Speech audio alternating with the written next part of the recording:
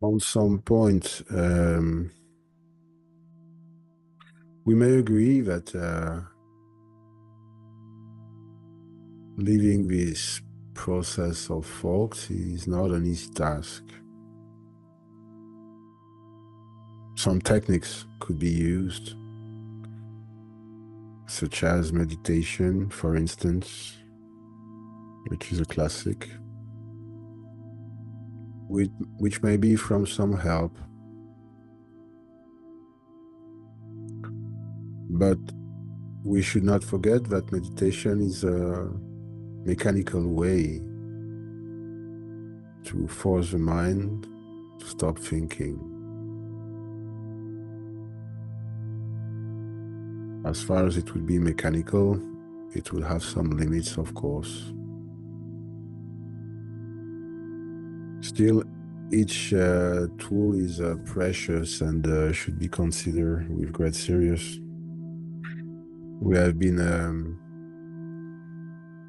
considering this idea, this concept that two thoughts could not appear on the same time, but a perception is a thought. If I scratch my arm and I feel my nails scratching my skin, the sensation of scratching is a thought. In the same way, when meditating, if I focus myself on my way to exhale, for instance, I couldn't focus on my sensation of breathing and thinking at the same time, because the sensation of breathing is a thought already. And when I would have exhale completely and empty my lamp, the inhale would come up spontaneously without effort. The sensation of inhaling would be pleasurable and would be a thought as well. But this thought would be with no words. One of the problems of the thought is the words. We are considering the world as a thing. Whatever we would think about, even if it's an abstract concept, we would consider it as a thing. We would put an image on it or a word. Even better, we would be inclined to consider ourselves as a thing. When you focus on your breathing,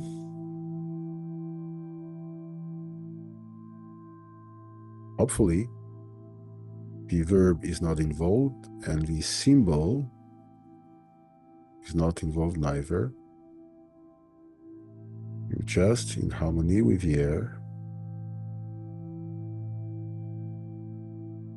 By doing so, you're doing somehow this shamanic work, which is the connection with the wind. And you're connecting with an element. So that's a tool. And of course, there are others. If your thoughts are here, is that some energy is here as well? And your consciousness is expecting you to act. Something has to be done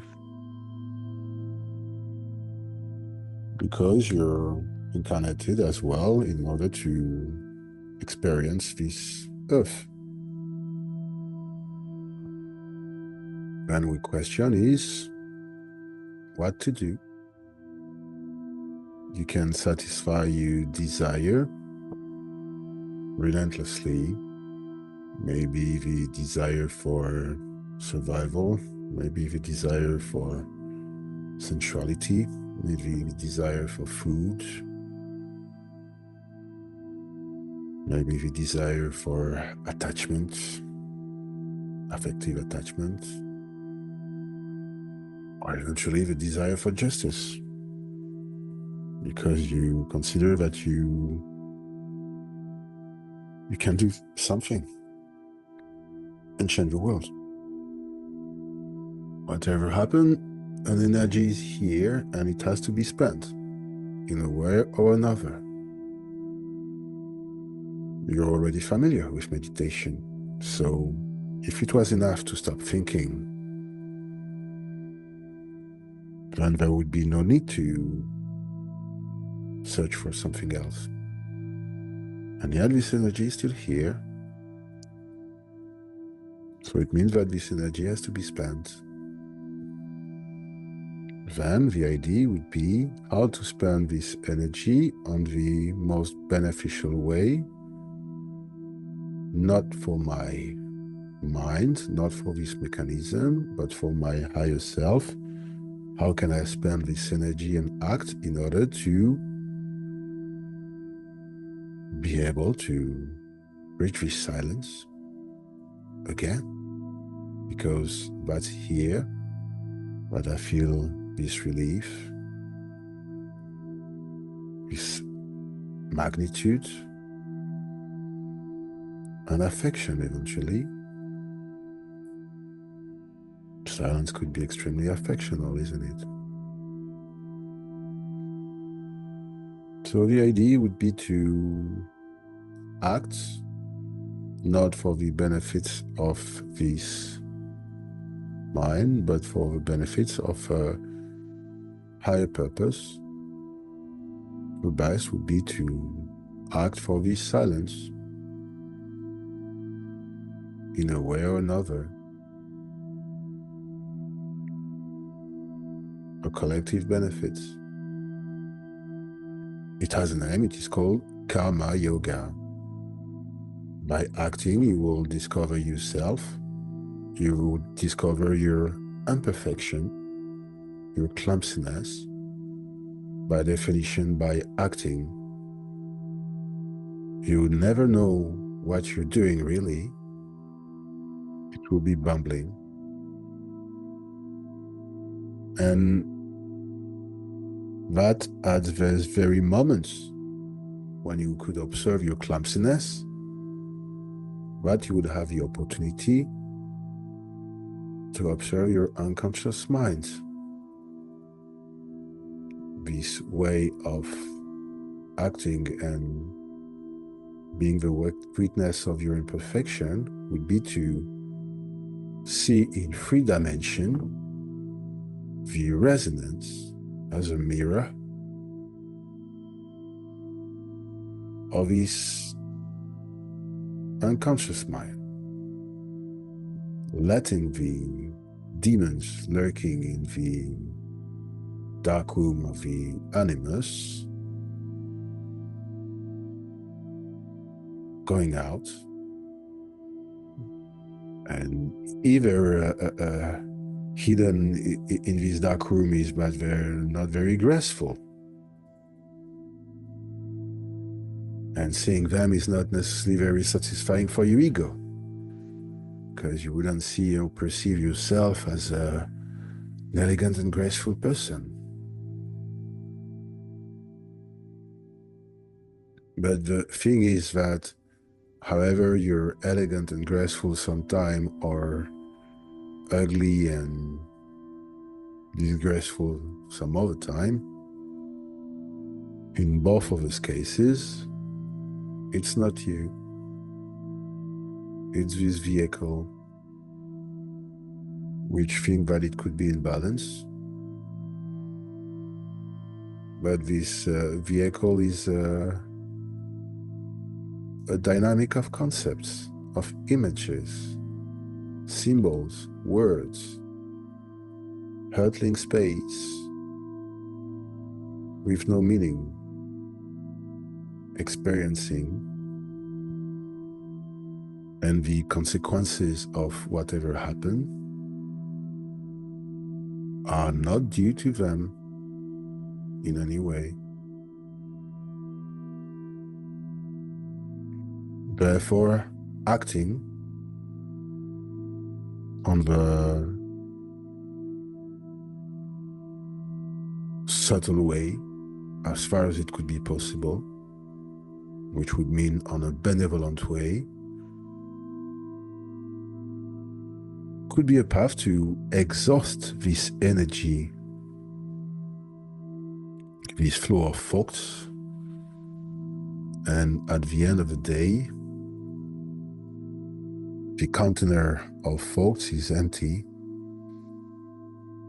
and you have done your task. We all have to do something in this incarnation. We are incarnated. So we have a duty. We all have a duty. Thing is that we have to recognize what is our duty. Whatever we're doing, which is absolutely not recommended, is to make your living in a job which would hurt people.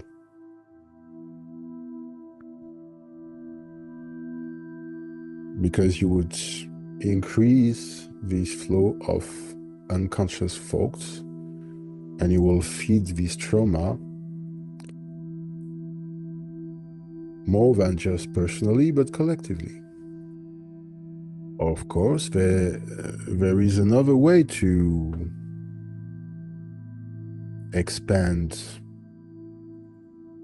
and consume this energy of thoughts. It's called worshipping. It's a spiritual way by itself. And this way is the way of devotion. Some image would be associated to this eternal silence. It could be a wise man, a spiritual master, which is identified with what is eventually beyond silence itself. And by worshipping him, you will worship what is beyond him, this eternal present moment, beyond silence. And all this energy would be spread in the most subtle direction.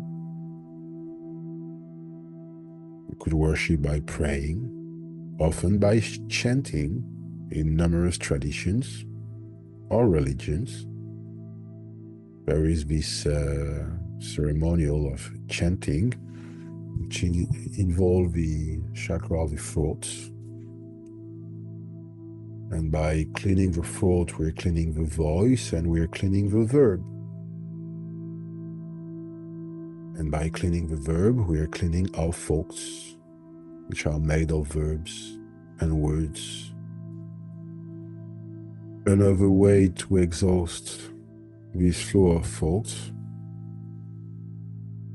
is to use them in order to understand its own mechanism and its own non-existence. This is the intellectual way.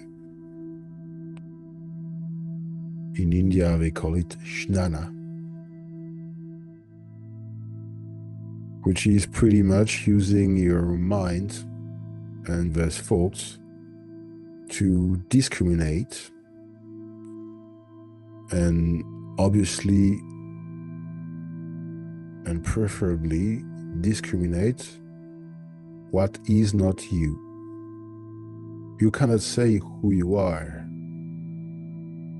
because it couldn't even be named. It's not a thing. But what you can say is what you are not. And this process, which is a part of the metaphysical mechanism, is called in the ancient tradition neti neti. Neither this nor that. Whatever is observed, it's not me. whatever I conceptualize, it's not me neither. I could not identify to anything in special, whatever it's a concept, whatever it's a value, whatever it's a judgment, or whatever. And here we are going back to the beginning of our session, neither to this trauma. A trauma did happen. Some brutality did happen. It could be recognized, acknowledged, but it's not me. I have nothing to do with that.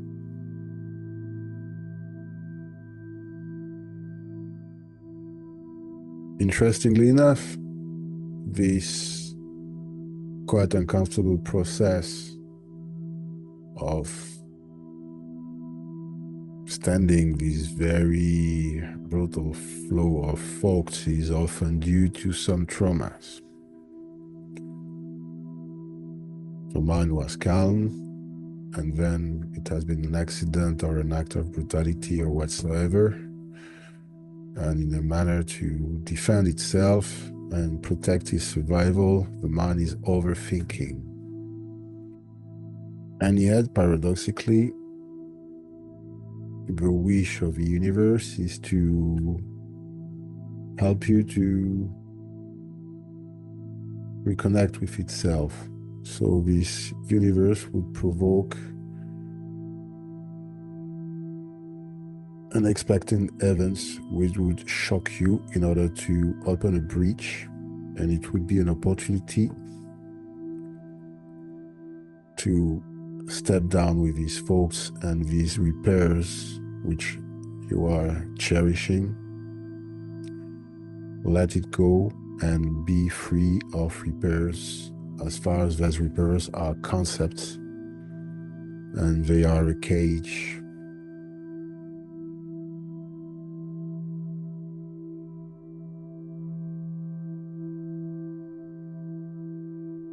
I don't know if it's from some help, Jeremy. I've done my best.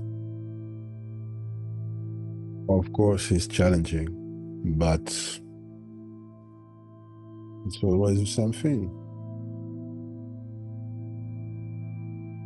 You have a burden that you're carrying with you, and there's other thoughts, which are energy. You're carrying this cooking pot, which is full of water.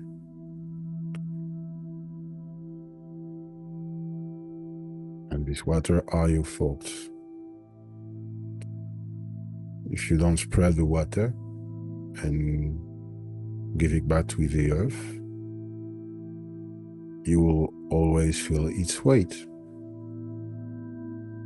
The question is, which seeds need some water to grow?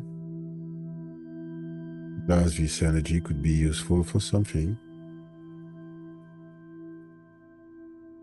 Then once this energy would be spread, it would be an opportunity to encounter this silence and tame it. The idea is that I did present several tools in order to help anyone, I guess, to tame this silence. There's not one tool which would be better than another. They're all good, and they could be used all together simultaneously. When you start to taste the flavor of silence, it can become addictive. And this is the only healthy addiction that we could ever find in this incarnation.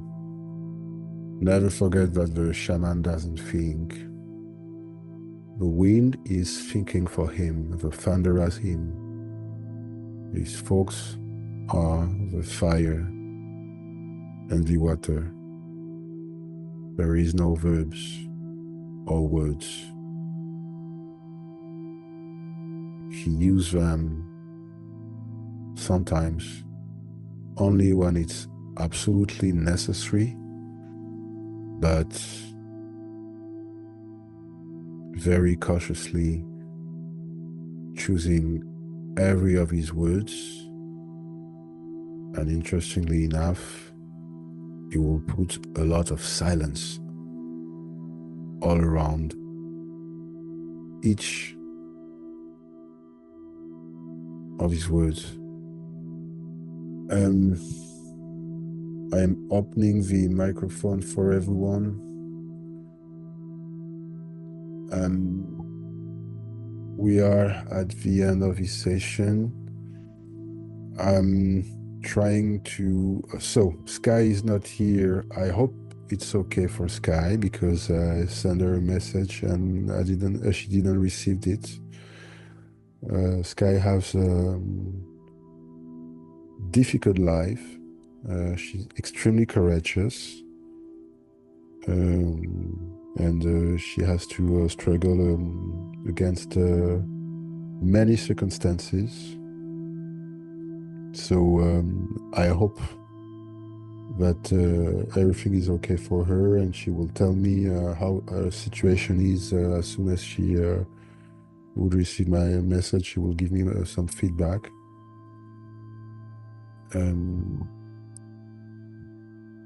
Until this moment, we are organizing some collective session around the 5 elements, 5 sessions, the 5 elements and the 5 ancient shamanic traditions. Amber is in.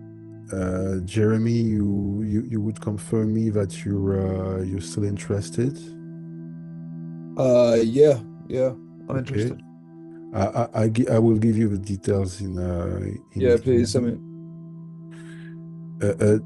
Diana Kwesi, we did talk about that the last time, Diana. So we have to talk about the details, but you're quite welcome and invited to these 5 sessions, which are about the 5 elements and 5 ancient shamanic traditions. Kwesi as well, if you want to join. We will choose a day. And I'm not sure, because I need, as I told you last time, I need $130 per session in order to balance with my personal life. I'm not sure that we could reach this amount, but I mean, we have to start in a way or another. So we'll do for the best and just move on, I guess.